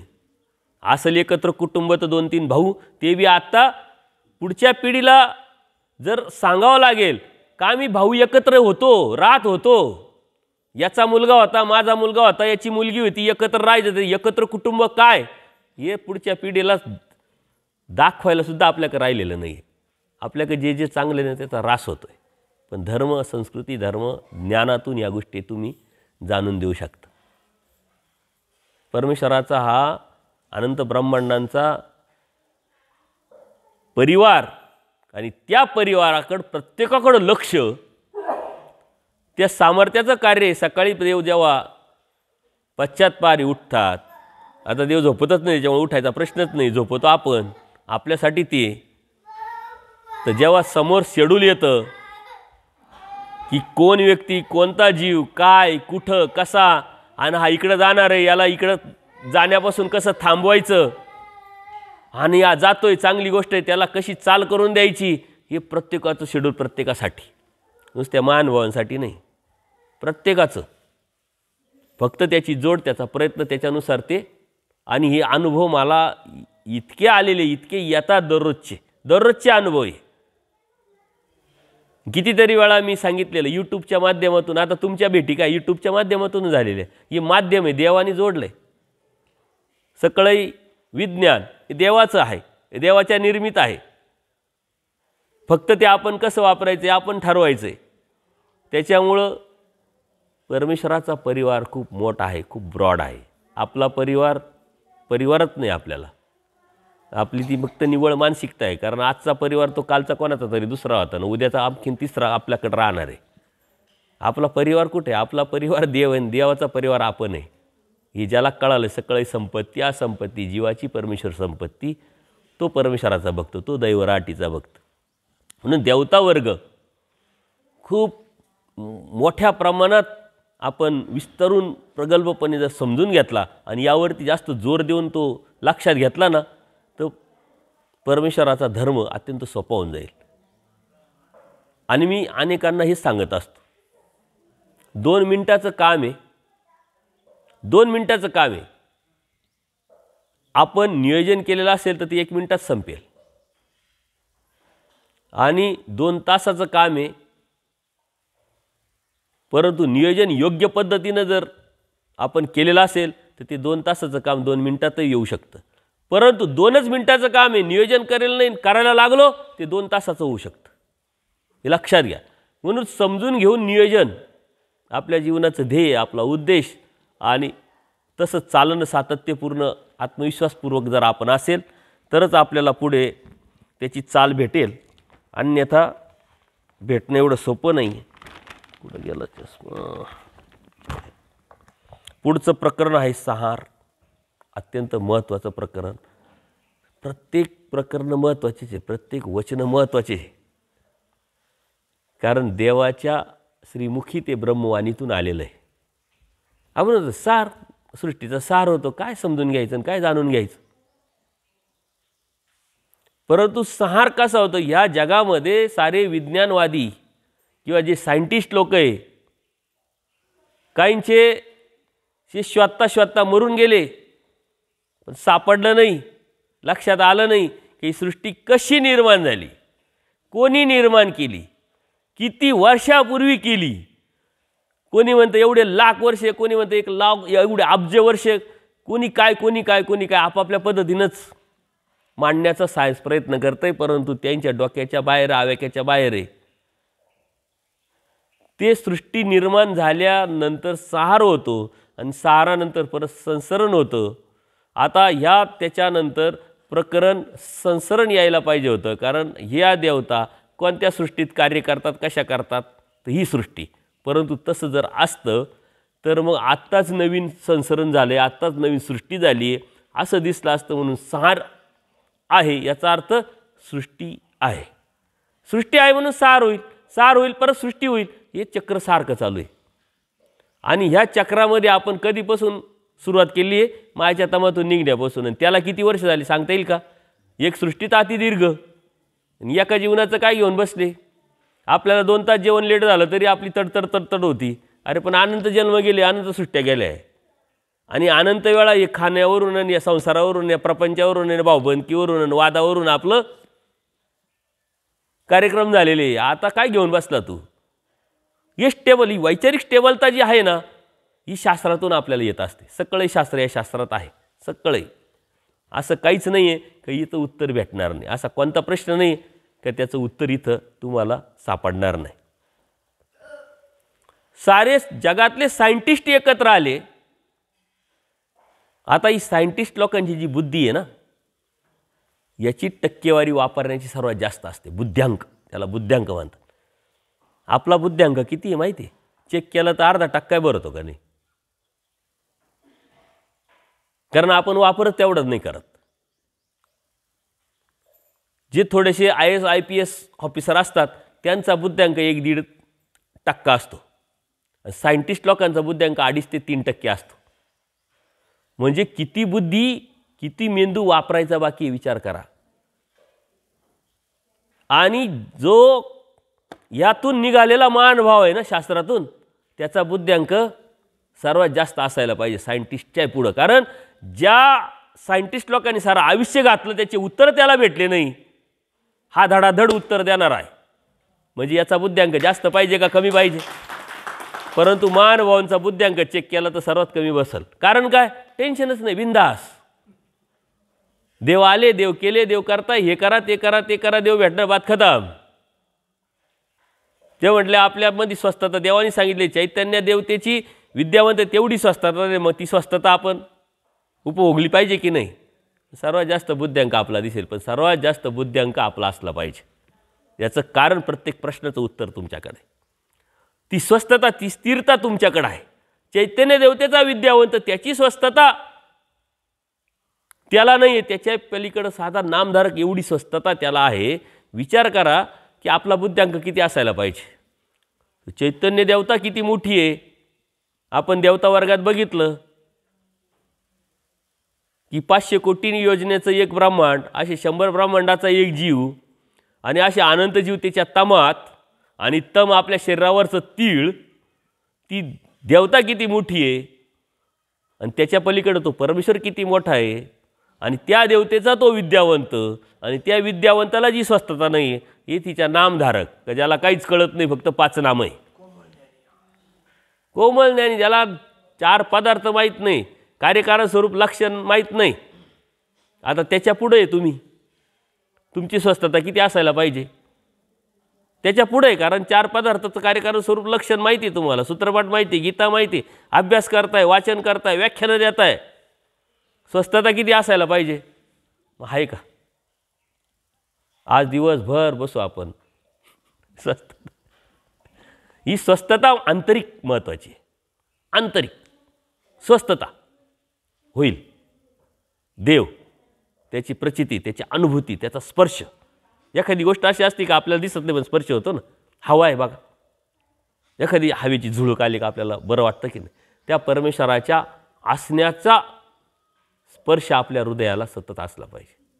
आणि देवाने ते सांगितलंय, अरे मी कुठं जात नाही, मी तुझ्या पाठीचे. नातवानं सांगितलं, मी पाठीचे. पाठ काही दिसत नाही पण आहे. ही स्वस्थता आपल्याला अशा पद्धतीची परमेश्वराच्या असण्याची निर्माण करावं लागेल. परंतु अस्वस्थ आहे आपण. आपल्याला वाटतं हे का ते, मग कवने करणे मुंचीचे ना. इथल्यातून नाही स्वस्थता भेटणार, कशातूनही नाही भेटणार. कशातून भेटेल हे आपण समजून घेतलं पाहिजे, जाणून घेतलं पाहिजे. संहार प्रकरण खूप मोठं आहे, परंतु ते एक सिस्टम, एक जनरल नॉलेज म्हणून आपल्याकडे त्यात बघायचं आहे का सार ही सृष्टीचा संसर्ग झाला, पण सार होतो कसा? आणि जीवाची प्रवृत्ती बघा, आपल्याला कशी निर्मिती होती याचा आपण कधी टेन्शन नाही घेत. याचा रास कसा होतो, याचा ब्लास्ट कसं होतो, हे संपणार कसं, याचं वाटोळं होणार कसं, याच्याकडे आपला ओढा राहतो. म्हणून संहार प्रकरणामध्ये आपल्याला जास्त आपल्या बुद्धीच्या अनुषंगाने इंटरेस्ट असल्यामुळं संहार प्रकरण आलं. आणि पहिले संसरण आहे म्हणूनच संहार होतोय, म्हणून ते प्रकरण आलेलं आहे. आणि ते समजून घेणं अत्यंत सोपं आहे. परंतु हे आपल्यालाच कळू शकतं, महानुभावांनाच कळू शकतं, बाकीच्यांना कळू शकत नाही. बोध ज्याला आहे त्यालाच कळू शकतं ती कशी सिस्टम आहे. आणि हे कोण करतंय संहार? ज्याने सृष्टी निर्माण केली तोच संहार करतोय. हे बी आपल्या धर्माचं तत्व, सिद्धांत आणि वैशिष्ट्य आहे. सृष्टी कोणी निर्माण केली? परमेश्वराने. का केली? या जीवाला आनंद द्यायचा आहे, या जीवाला केंद्रस्थानी ठेवून परमेश्वरांनी सृष्टी निर्मिती केली.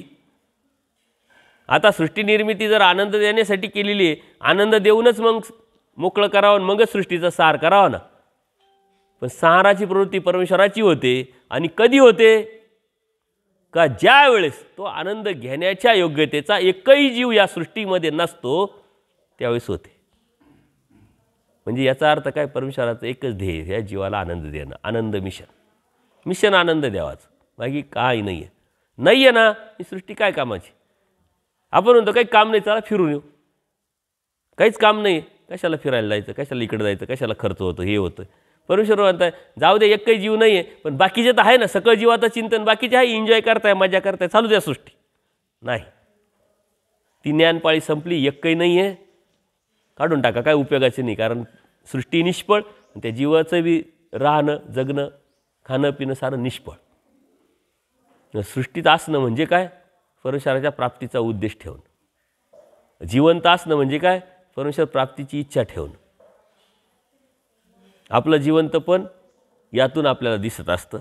म्हणून परमेश्वराची सृष्टीसाराची जी सिस्टम आहे, जर आपण समजून घेतली तर खूप सुंदर आहे. आणि त्याचा जो प्रकरणवश आहे तो बी खूप सुंदर आहे. बघा, सहारकाशाच्या प्रकरणवशात तो सांगितलेला आहे परमेश्वराने. एकदा गोसावी म्हणजे देव पश्चातपारी उठलेले आहे, म्हणजे उपहूड झालेला आहे त्यांचा. आणि सर्व उपविष्ट झाले, आपल्या आसनावरती बसलेले. आणि परमेश्वराची निरूपण करायची प्रवृत्ती. परमेश्वराची प्रवृत्ती एकदा निर्माण झाली का त्याला कोणीच थांबत नाही. प्रसंगानुरूप निरूपण चालूच आहे, कंटिन्यू. आणि प्रसंग नसेल तर मग प्रसंग उभा करायचा. आणि तो प्रसंग उभा करून तत्त्वज्ञान सांगायचं. बरं, तत्त्वज्ञान सांगताना त्या समोरच्याची काय कॅपॅसिटी काय हे नाही. स्तंभ आहे का ते निमित्त करून बोलले. स्तंभ जड पदार्थ, त्याला निमित्त करून बोलणार. तुम्हाला तुमच्यापर्यंत कान कोणाला निमित्त करतील परमेश्वर सांगता येत नाही, सांगता येणार नाही. त्याच्यावर स्तंभ आहे का ते निमित्त करून बोलणार. आता परमेश्वराची प्रवृत्ती झालेली आहे आणि प्रसंग तसा नाही आहे. मग प्रसंग उभा केला आहे देवाने. देवाला काय अशक्य. आणि तो प्रसंग असा सुंदरपणे उभा केलेला आहे. त्या प्रसंगाशी आपणही बी आपल्याला जोडून घ्यायचं, मग आपल्याला लक्षात येईल. परमेश्वराची प्रवृत्ती आहे. आणि कोणीही भक्तजन सन्मुख पण नव्हते, समोर बसलेले नाही आहे. बोलायचं तर आहे आणि कोणीच नाही, मग करायचं काय. मग देवाने काय केलं, प्रसव नायक आहे त्यांना स्थिती देऊन टाकली. जे प्रसव नायक त्यांना स्थिती दिली. स्थिती दिल्यानंतर स्थिती दिली म्हणजे जिथं आरामाची वेळ आहे तिथं आरामाचं ते आराम करताय, झोपले. प्रसव नायक तिथंच झोपून राहिले. आता सारे भक्तजन उठले आणि देवाजवळ आले, दंडोत घातले आणि बसले. आता देव म्हणतात, का हो तुम्ही सर्व आले, प्रसव नायक दिसत नाही. आणि मग देव म्हणतात, तुम्ही सारेच आले, परसा काही दिसत नाही म्हटले. आता इतरांनी काय सांगितलं, ते काही माहीत नाही बा का बरं दिसत नाही. आणि मग देव म्हणतात, जा मग बघा का बरं दिसत नाही, कुठे आहे बघा. आपण म्हणतो ना, अरे हे आले नाही, ते आले नाही, बघा कुठं, नाही तर द्या आवाज द्या, माईकवर बोला, नाही तर फोन करा. देव म्हणतात, जा मग तुम्ही बघा. आणि गेल्यानंतर आता स्थिती दिलेली आहे, त्याच्यामुळं शरीर थंडगार पडलेलं आहे, मृतवत झालेलं आहे. एवढं आपल्याला कळतं का माणूस मेला दुसरा का लगेच चेक करून आपण लगेच मान्य करतो. मग आता ते ऑलरेडी ते परस नायक त्यांना स्थिती दिलेली, ते मेलेले नव्हते, पण यांनी डायरेक्ट डिक्लेअर केलं. आता आपल्याकडे सोय, आपण डॉक्टरांना बोलवतो, कन्फर्मेशन. ते डॉक्टरांना बोलवण्याचं कारण एकच आहे का त्या सिस्टमचा एक भाग आहे. कारण डॉक्टरला बोलवलं तर ते मृत्यूपत्र देते आपल्याला. जे मृत्यूचा दाखला असतो ना त्याच्याशिवाय भेटत नाही. नाही तर आपण इकडंच जिवंत माणसंसुद्धा काही पूर्वी मेले म्हणून जाळून टाकेला असते, सांगताच येत नाही. करोनामध्ये झालं तसं. आता डॉक्टर आहे, खेड्यागावांमध्ये नसतात, काय होऊ शकतं ना, होतं तसं. तर त्यांनी सुद्धा डिक्लेअर केलं म्हणे परसा सरला म्हणे, मेला म्हणे. आता तो काही सरलेला नव्हता. सरला म्हटलं तर आपलं काही घेणं देणंच नाही ना, आपला कोण आहे. बसले गपचिप, सरला. मग देव म्हणतात, सारे भक्तजन गप्प बसलेले. देव म्हणतात, मग तुम्ही का उग बसले, का बरं शांत झाले? तुम्ही का गुपचूप बसले म्हटले. मग ते म्हणे काय करू मग आम्ही आता? त्यांना सुचलंच नाही काय कळावं. ते मेले म्हणे, आपण काय करावं? देव म्हणतात आता माया बहिणी काय करतात? नातेवाईक जर असते त्यांचे तर त्यांनी काय गुपचूप बसले असते का? काय करतात म्हणे ते करा. आणि ते करण्यानंतर लगेच सारे रडायला लागले, जोरजोरात रडायला लागले. आता ती रडणं खेड्यातल्या बायांचं आजही आपल्याला कधी कधी ते जर असंच असलं ना, असं गुपचूप व्हिडिओ काढून ठेवा, नवीन पिढीला दाखवावं लागले का असं रडायचं. आता कोणी रडतच नाही. आता अमेरिकेतून डायरेक्ट पाठवून देतात का पैसे पाठवतो आमच्या आईबापांचं, तिकडंच काय करायचं करून घ्या, आम्हाला त्याच्यात काही इंटरेस्ट नाही ना, आम्हाला यायला वेळ नाही. हां, पॅकेज, मरण्याचं पॅकेज. हा का? मग त्याचंसुद्धा पॅकेज. म्हणजे आपल्या खेड्यातल्या ज्या बायांना रोजगार नवीन मिळण्याची एक संधी आहे. रडायचं, मौतीला जायचं आणि रडायचं, सारं करून घ्यायचं. तो तिकडून पैसे पाठवणार आहे, सारे करणार. त्या इतर लोकांना काय माहिती, इतर लोकांना वाटतं नातेवाईकच आहे. एवढ्या गळे काढून रडू राहिल्या म्हणजे नातेवाईकच आहे, म्हणजे थोडक्यात काय इज्जत वाचेल. याचं कोणीच नव्हतं. यांनी एवढे पैसे कमावले, इस्टेटी कमावल्या, पोरं गेले अमेरिकेत, कोणी गेलं, कोणी कुठं गेलं, याच्या मौतीला कोणी नाही. या असं हसू नये म्हणून तू म्हणतो तसं पॅकेज तयार केलं. मग रडायला बाया, उचलायला माणसं, धावपळ करत, तसे काही नातेवाईक कसे सारे करतात. आणि अशा वेळेस नातेवाईकाला लय बळ येतं, लय प्रेम दाखवतात लग्नाच्या वेळेस आणि मरायच्या वेळेस. मी पाहतो त्या नवरदेवाला येडं करून टाकेलं राहतं. उजवाच पाय घे, डावाच पाय घे, असाच बस, तसंच बस, हेच कर, तेच कर. आणि एखादा का तडक्या नवरदेव असला का त्याचा मिनटाला भांड. अशा वेळेस सारे नातेवाईक गोळे होईल राहतात. मौतीच्या ठिकाणी बी मी जर कधी जायचं ना पूर्वी, तर गुपचूप कोपऱ्यात जाऊन बसायचं आणि पाहत राहायचं नेमकं काय.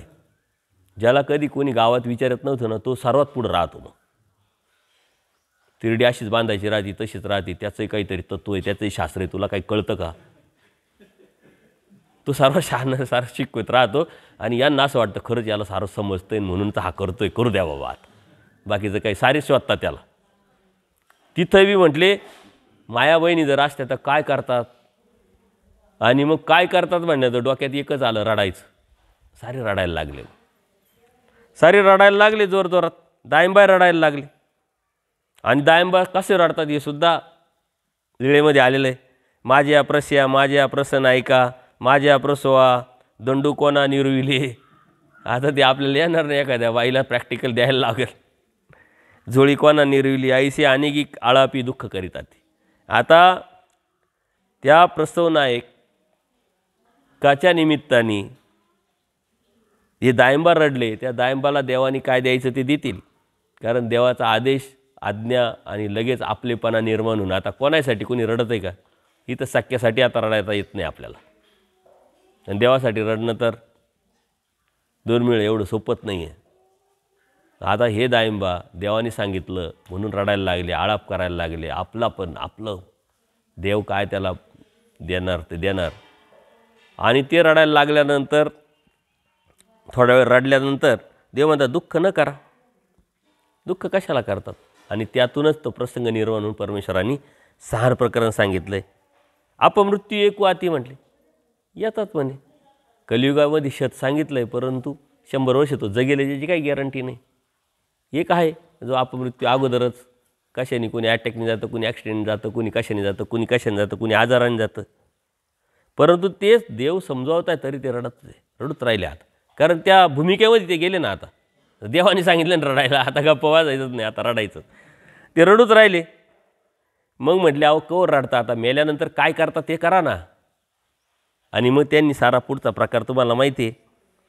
सारे मग लाकडं आणले. लाकडं आणल्यानंतर मग स्मशानभूमीमध्ये नेलं, त्यांना तिरडी बांधली. असं काय करायचं जे आज आपण पाहतो ते सारं त्यांनी केलं. असं पुढं मग सारे भक्त ते मडकं गाडगं काय असेल ते सारं घेऊन तिथंपर्यंत गेले. सरण रचलं सरणावरती, त्यांना ठेवलं. तोंडामध्ये काय भात ठेवला आणि आग लावून दिली. आग लावून मग ते फिरे मारले असेल, देव एका झाडाखाली, असं नसतं आहे. हे बी सारे आहेत रडू राहिले. आता यांना स्थिती दिलेली, हे काही ओरिजिनल मेलेले होते का? आता चटका लागल्यानंतर स्थिती भंगली. आता कधीपासून स्थिती होती, किती वेळ झाला होता, तास किती झाले होते, त्यांना भूके लागली होती. तो तोंडावरचा जो भात आहे तोही खाऊन घेतला त्यांनी. आणि चटका बसले म्हणून आले खाली उतरले. आले इकडं तिकडं पाहू राहिले. देव आहे, सारे लोक आहे, रडताय. ते बी आले लागले रडायला. आता सारे रडताय म्हणलं तर आपण रडायला पाहिजे. ते रडायला लागले. आता देवाने पाहिलं, हे उठले. आता देवाचं सारं हे नियोजनबद्ध कार्यक्रम आहे ना तो. देवाला सारं ज्ञात आहे. म्हणले का तुम्ही का रडता? म्हणे आम्ही परसनायक वारले नाही का, त्याच्यामुळे रडतोय ना देवा. त्यांना वाटतं देव विसरले का काय. आणि मग परसनायक शेजारी येऊन बसले. तुम्ही का रडता? म्हणे हे रडता म्हणून आम्ही रडतो. आपलं असंच झालं, ते रडत आहे म्हणून आपणही रडतो. हा म्हणतो मला लय कडकी, हा त्याच्यापेक्षा जास्त कडकी सांगतो. हा म्हणतो मला लय त्रास आहे, त्याच्यापेक्षा जास्त त्रास सांगतो. तर त्याच्या आईला मी बरा आहे, मग हा लयच रडू राहिला. तसं हे रडणं एकामेकावर ती अवलंबून आहे. आणि त्या पद्धतीनं ती लीळा परमेश्वराने ती घडून आणलेली आहे. आणि तुम्ही का रडता म्हटले. प्रसवावर नाईक मेला म्हणून रडतो. त्याला विचारतं म्हणे सारे रडता म्हणून आम्ही रडतो म्हटले. देवाने सर्व सांगितलं आहे. पापमूळता, अनित्यता संसारात नाही म्हटले. दुःखरूपता, हा संसार दुःखरूप आहे. दुःख करू नका. संसार म्हणजे दीर्घ स्वप्न आहे. आपण खरं स्वप्न समजतोय म्हणून तर प्रॉब्लेम आहे. दीर्घ स्वप्न आहे, जास्त स्वप्न आहे मोठं. आणि स्वप्न ते लटिका देवाने सांगितलं ते खोटं असतं. पण देवाने सांगितलं खोटं म्हणून सोडू नका, खरं आहे म्हणून घेऊ नका. आणि तो बॅलन्स ज्याला समजला ना, ज्याला कळाला ना, तो खरा मानव. का देव म्हणतात खोटं म्हणून सोडायचा नाही संसार आणि खरा म्हणून घ्यायचा नाही. आता हा काय प्रकार आहे. तो प्रकार परमेश्वराचा जर तुम्हाला लक्षात आला ना, तर तुम्ही सतत प्रसन्न राहाल. कारण खोटा म्हणून आम्ही सोडलेला नाही आहे आणि खरा म्हणून आम्ही घेतलेला नाही आहे. आणि मग देवाचा प्रभाव तुमच्यावरती. खोटा म्हणून सोडायचा नाही का, तर ड्युटी कर्तव्य काय ते करायचं आहे. आणि खरा म्हणून नाही नाही आमच्याशिवाय आता याला कोणीच नाही आहे ना, आम्ही नाही गेलो तर खातो का नाही, उठतो का नाही, बसतो का नाही, ही भावना मोडून टाकायची आहे. आपण 1 मिनिटात आता बोलता बोलता मी अटॅक होऊन गेलो, काय राहील कोणाचं. आता आमच्या वाचून काहीच राहील नाही. तसं तुमच्या ठीक आहे आता, पण तुम्हाला कसं म्हणावं काय अटॅक येऊन मारावं. आमचं मरण चिंतून राहिले का बाबा तुम्ही, म्हणून आम्ही आमच्यावर घेत राहतो. नको कोणाला दोष, काही कोणाचं राहत नाही. आत्ता कोण वारले? मनमोहन सिंग, 10 वर्ष पंतप्रधान देशाचे. एक शिष्टाचार म्हणून 3 दिवसाचा गव्हर्नमेंटने दुखवटा दिला असेल, दिला का नाही हे माहीत नाही, कारण ते काँग्रेसचे होते. दिला होता का? 7 दिवस दिला होता का? आता हे सरकार BJPचं आणि ते होते पंतप्रधान कोणाचे, काँग्रेसचे. हे म्हणशील यदा कधीच आपण मेल्यावर सरकार यांचं आलं नाही दिला दुखवटा, तर आपण द्या 7 दिवसात म्हणजे आपला देतील. हे प्रत्येकजण डावात राहतो, जीव स्वार्थी आहे. आता काय पुढं काय, काही नाही, काही राहत नाही कोणाचं, काही नाही. भावपूर्व श्रद्धांजलीसाठी ते फोटो राहतील, ते बी त्यांच्या कार्यालयातच. काय कोणी कोणाचं पाहत नाही. आपलाही फोटो आपल्या घरामध्ये किती दिवस राहील. अहो दशक्रिया झाल्यानंतर आपले 7/12वरची नावं लगेच बदलल्या जातात. तुम्ही किती इस्टेट कमेला असो. पोरं काय म्हणतात, दादाचं हे प्रेझेंट आहे, राहू द्या बा एखादं वस्तू. मग त्यांनी असं म्हणावं ना, दादांचं नावही राहू दे. तर पहिले 7/12वरचं नाव काढून माझं वारसदार म्हणून लाव. पहिला फोटो. काही लोक तर म्हणतात बाबा वडील माझेच आहे, त्यांचं लय त्यांनी खस्ता खाल्यानं आम्हाला लहानसं मोठं केलं. आता ते वारले, त्यांचा फोटोही घरात. एक बाबा आले म्हणे मेलेल्या माणसाचा फोटो लावणं अपशकुन असतं, काय करू. अरे म्हटलं मेलेल्या माणसाची इस्टेट घेणं सुद्धा सर्वात मोठं अपशकुन असतं म्हटलं. बुडीताची इस्टेट आहे ती, कारण तो मेला ना. म्हणजे आपण कशामध्ये अडकलेलो आहे हे आपल्या लक्षातच येत नाही. आणि यातलं वास्तविक सत्य जे आहे ते आपण जर जाणून घेतलं तर आपल्यासाठी खूप मोठा फायदाच आहे. सकळ संपत्ती असंपत्ती जीवाची फक्त परमेश्वर संपत्ती. परमेश्वर प्राप्तीसाठी जे जे आपण मिळवणार आहे, मिळालेलं आहे, ते टिकवणार आहे, तेच आपल्याबरोबर शिदोरी म्हणून येणार आहे. आपल्याबरोबर काहीच येणार नाही असं थोडी आहे. भौतिक जगाचं काहीच नेता येणार नाही, परंतु अदृष्टपर हेतुकपर परमेश्वर भक्तीचं दैवराटीचं मात्र सर्वच्या सर्व गोष्टी आपल्याबरोबर येणार. केली क्रिया वाया न वचे, कोणतीच वाया जाणार नाही. का? ती शिदोरी म्हणून आपल्याबरोबर राहणार आहे. मग संत की असंत साऱ्याच, नुसत्या संत सामुग्र्या बरोबर नाही, असंत पण बरोबर राहणार आहे. खोटं बोललं केली क्रिया वाया नाही जात, भामटेपणा केला क्रिया वाया नाही जात. एकाच वेळी 10 जणांच्या पंक्ती घेतल्या, केली क्रिया वाया जात नाही. तुम्हाला सबसिडी ना आम्हाला सबसिडी असं थोडी असतं. सर्वांना केली क्रिया वाया नाही. वचन सर्वांसाठी लागतं. कोणती क्रिया? सर्वच क्रिया. त्याच्यामुळं हे प्रकरण वशातून आपल्याला परमेश्वराने आपल्या जीवनाची वास्तविक सत्य लक्षात आणून दिलेलं, वास्तविकता लक्षात आणून दिलेली. आणि ही वास्तविकता जेवढ्या लवकर आपण समजून घेऊ तेवढ्या लवकर परमेश्वराचे आपण बघतो, तेवढ्या लवकर आपली अनन्य भक्ती, एकनिष्ठ भक्ती, तेवढ्या लवकर आपण दैवराटीचे हो. आपण ही वास्तविकता समजूनच घेत नाही, ती जाणवतच नाही, आपल्याला लक्षातच येत नाही. काय खरं म्हणून घ्यायचं, काय खोटं म्हणून सोडायचं हे लक्षातच येत नाही आपल्याला. हा बॅलन्स आपल्याला लक्षात येत नाही. परंतु तत्त्वज्ञानातून परमेश्वराने अनेक असे काही सूत्र आहे का त्यात आपल्याला राहायचं कसं, वागायचं कसं. प्रपंच खोटा म्हणून सोडायचा नाही आणि खरा म्हणून स्वीकारायचा नाही. देवाने एका सूत्रात सांगितलं, जिते निमृताच्या धर्मी वार्तावे. जिवंत राहायचं आहे, त्यांच्यात राहायचं आहे, ड्युटी करायची, कर्तव्य राहायचं आहे. परंतु आपलं ध्येय, आपले डोकं, आपली बुद्धी, आपली स्थित जे बी आहे ते फक्त आणि फक्त देवाच्या ठिकाणी. आपले डोळे बघतात, कान ऐकतात, तोंड बोलतंय. आपला आत्मा हे एक इंद्रिय आहे आणि त्या आत्म्याचं एकच काम आहे, निरंतर परमेश्वराला आठवायचं आहे. परमेश्वर काय म्हणतात, 5वी ते निरंतर 8वीचे आठवायचं आहे. पण त्याला ती सवय लावावी लागेल. आपण झोपलो आणि सकाळी उठलो आणि एखाद्याने विचारलं का रे रात्री तू झोपला होता, श्वास चालू होता का तुझा? हा प्रश्न असू शकतो का? ज्या अर्थी मी उठलो त्या अर्थी श्वास चालू होता. श्वास कधीच बंद नसतो. तसं आत्म्याचं स्मरण, परमेश्वराचं चिंतन आपल्या आत्म्यातून कधीच बंद नाही झालं पाहिजे. आपल्याला अशी भीती वाटली पाहिजे की ज्या मिनिटाला नाम बंद त्या मिनिटाला आपण गेलो. परंतु तसं होतं का? आपलं चिंतन बिडारावर काय बिडार असे, आपलं चिंतन भौतिक जगाचं, संसाराचं, प्रपंचाचं, आणि ते आपल्याबरोबर काहीच येणार नाही. त्याचं सर्वात जास्त चिंतन आहे जे आपल्याबरोबर येणार आहे, आपल्याबरोबर राहणार आहे, आपलं हित होणार आहे. आपलं दुःख ज्याला बघवत नाही आणि तो आपल्याला पुन्हा पुन्हा आणतो, त्याचं चिंतन आपल्याकडे किती असतं. म्हणून परमेश्वराची जाणीव प्रचिती कोणाला येते? सकळे संपत्ती असंपत्ती म्हणायला. सकळे संपत्ती, संपत्ती ती माझीच आहे, माझी माझी तुमची माझी, अशाला देव कळत नाही, देव समजत नाही.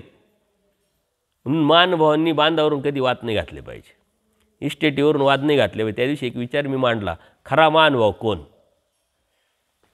आईवडील जिवंत आहे, 4 भाऊ आहे, जो म्हणेल ना की 1 एकर मला एक कमी दिली तरी चालेल, परंतु माझे आईवडील माझ्याकडे राहतील, तो खरा मानभाव. आईबापांचे वाटे करणारे मानभाव असे होऊ शकत नाही. एका इंचावरून भांडण करणारे मानभाव होऊ शकत नाही. परंतु असे कितीतरी मानभाव आहे की त्या बुद्धीवरती, त्या ज्ञानावरती न गेल्यामुळं वाद. म्हणून मी म्हणत राहतो का निम्मा मानभाव कोर्टात आहे. ज्यांनी कपडे घातले ते कोर्टात, मन त्याचे वाद, इस्टेटीचे वाद, आश्रमाचे वाद, पैशाचे वाद, आणखीन कशाचे वाद आहे त्यांनाच माहिती. आणि देवाने सांगितलं भांडते दोघे अन्यायी. आता भांडते दोघे अन्यायी देवाने सांगितलं आहे आणि तरी तो आपण भांडत असो का? आपण दैवाचे, परमेश्वराचे, दैवराटीचे का देवतेचे? कारण भांडण हा देवतेचा धर्म आहे, लक्षात घ्या. भांडण परमेश्वराचा धर्म नाही. देवाने न्यायनिवाडा करत नाही बसले का तू चांगला तू वाईट. भांडते दोघे अन्याय करून सांगितले, निकाल लावून टाकेले. जो भांडणारा मानव तो मानव असू शकत नाही, परमेश्वराचा भक्त असू शकत. निम्मा मानव कोर्टात, राहिलेल्या 50% निम्मे कर्मकांडात, निम्मे अंधश्रद्धेत, निम्मे विधीत. हा हे कुठं मानव? मानवांना मानव शोधावा लागेल आणि त्या परमेश्वराला त्या मानवांची अपेक्षा आहे. म्हणून परमेश्वरांना त्या कोणता जीव अपेक्षित आहे, कोणता भक्त अपेक्षित आहे? सकाळी एक सूत्र येऊन गेलं, कोणतं? हे स्मरे ते दुर्लभ आहे की नाही? हे स्मरे ते दुर्लभ. काय घेतो आपण? जो परमेश्वराचं स्मरण करतो तो दुर्लभ. त्याचं उलटं करा, जो परमेश्वर ज्याचं चिंतन करतो तो दुर्लभ.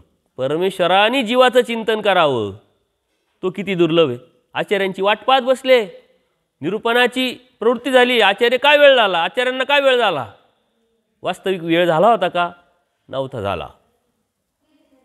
परमेश्वर कोणत्या जीवाचं आठवण करतात? आचार्यांना म्हणतात जेवण करून जा, नाही म्हटले भूकच नाही आहे. पण देवाला माहिती आहे, पाठीमागून शिदोरी पाठवली का नाही? महादाईसाला वाराणसी जा, नको जाऊ तरी निघाली. आणि मग एक शब्द दिला परमेश्वराने, एक वचन दिलं, एक प्रॉमिस दिलं की तुम्ही तिथून आल्यानंतर आम्ही संन्यास देऊ. जर यदा कदाचित परमेश्वराने तो शब्द, ते वचन, ती प्रॉमिस त्यांना दिलेलं नसतं तर महादाईसा जिवंतच आली नसती. कारण आजार तसा होता. त्या महादाईसाला लगेच जाणवलं का मी रिटर्न गेल्यानंतर मला देव संन्यास देणार, याचा अर्थ मी मरू शकत नाही. ही ब्रह्मवाणी आहे. आपल्याला लक्षातच येत नाही. कितीतरी आपण सूत्रांची, शास्त्राची मोडतोड करतोय, म्हणून देवाला मानव अपेक्षित आहे. आणि आपण कुठं आपलं भावत्व जे विकतोय, भाजीच्या देठांनी विकणारे महानुभाव तेव्हा होते ना. एक चमच्यात जास्त तूप भेटतंय म्हणून घेणारे महानुभाव होते ना. पण आचार्यांनी परत द्यायला लावलं आणि देवाने सांगितलं भाजीच्या देठानं देवाला आचार्यांसारखा महानुभाव अपेक्षित आहे का जो करडेल का तुपेल जाणतच नाही. म्हणून देवाला अभिमान आहे. म्हणून देव आचार्यांची आठवण करताय. म्हणून देव आचार्यांची काळजी करताय. म्हणून शिदोरी पाठवताय. देवाला काय अपेक्षित आहे हे आपण विचारच करत नाही. आपल्याला काय अपेक्षित आहे, आपल्या कडेने आपण धर्म जाणून समजून जाण्याचा प्रयत्न करतोय. चला, हा विषय खूप मोठा आहे, परंतु त्या विषयातला स्पर्श करताना किंवा त्या अंतरागात जाताना हे गरजेचं आहे. यावरती कोणाला काही प्रश्न असेल ते विचारा. आज शेवटचा दिवस आहे. आपण इथपर्यंत आलेलो आहे. अगदी वरचं पाहत आलेलो आहे. हा खूप खोलातला विषय आहे ना. माझी योग्यता नाही, तशी पात्रता नाही. परंतु हे मीच मला सांगत राहतो. तुम्ही जरी समोर बसले असेल तर मी तुम्हाला सांगतच नाही. मी मलाच सांगत राहतो. माझ्याच अंतरंगात मी बोलत राहतो. माझं चिंतन मी करत राहतो. मी मानभाव म्हणतो ना, इतरांनाही म्हणत राहतं का अरे देवाला अपेक्षित असलेला मानभाव आहे तो मला व्हायचं आहे. होईल का नाही, होता येईल की नाही, याचं चिंतन, याचं दुःख. बाकी कोणाला टोकायचा प्रश्न येत नाही, सांगण्याचा प्रश्न येत नाही. मला कोर्टात कधीच जायचं नाही आहे, कारण देवाला ते अपेक्षित नाही. मला कधीच भांडणं करायचं नाही, कारण देवाला ते अपेक्षित नाही. हे मी मला सांगत राहतो. त्याच्यामुळे हे चिंतन आपण आपल्याशीच, कारण देवाने आरसा कोणाला दिला आहे, ब्रह्मविद्याशास्त्राचा मला दिला आहे. आणि त्या आरशापुढं कोणाला उभं राहायचं आहे, मला उभं राहायचं आहे. त्या आरशासमोर मी उभं राहिलो तर काय दिसणार आहे, माझे दोष दिसणार आहे. म्हणून या माझ्या दोषाचं हे चिंतन आहे. माझ्या दोषाचं हे क्षालन करण्याचा एक प्रयत्न आहे, बाकी दुसरं काहीच नाही. आणि तीच एक साधना समजून आपण चालत राहतो. चला, सर्वज्ञ श्री चक्रधर स्वामी दंडवत हो.